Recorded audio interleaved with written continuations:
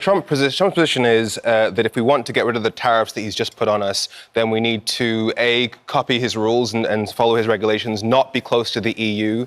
We need to make the NHS pay more for drugs so that Americans can pay less.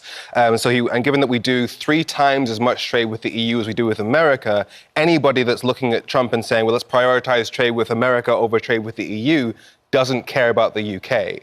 Not to mention, in terms of agriculture, he also says he wants to be able to sell American food in here, which would undercut British farmers because America puts chlorine in its chicken, hormones in its beef. It would damage food security in the UK, hurt farmers significantly who are already being undercut by Australian beef because of the post-Brexit trade deals. And he's also been compromising our security because, A, he's been giving a blank check to Putin to say, take Europe for all I care. And his policies in the Middle East are basically compromising our security by painting a target. You're saying then, don't do a deal with Donald Trump to try and reduce the 10% tariff. All those things are worse. Just pay the 10% tariff. Oh, well, the price of getting rid of that 10% tariff, which is the estimates say that, well, a 20% tariff would have cost us 0.8% of our economy. So let's say this is 0.4% because it's 10% tariffs. Brexit is costing 4% of our economy. Now, if Donald Trump is telling us you need to get rid of the 10% tariff, which is costing 0.4%, you need to pay lose 4%. A complicated answer to a simple question.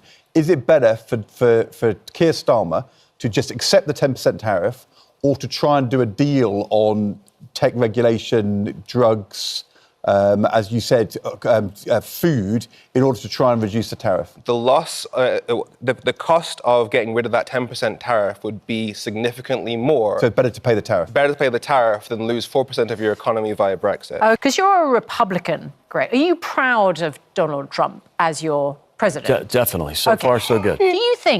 Are you so proud of him that you would like him to run again for a third term? That's, I think, President Trump just messing with people. Femi, is it something you worry about? I think that we should take Trump's threat seriously. This is somebody who is currently black-bagging and kidnapping people for speaking out against America's policies on Palestine. This is somebody who released 1,500 January 6 Capitol rioters, several of whom have gone on to commit offences against children. This is somebody who does really bad stuff. Can you see a possibility of Donald Trump saying, never mind the restriction on a 2-term American president, America loves me, I'm going to run for a third term in whatever way I can? This is somebody who tried to take the election by force. He told one of the governors to try and find 11,000 extra votes so he could win the previous election. Yeah. This is somebody who does not care about democracy. So yes, he's also not to mention being somebody who a court has found guilty of sexual offences against E. Jean Carroll. This is somebody who has no morality at all. Final word, Greg? We could go a long list of lawfare and weaponization of the justice system. You don't believe him?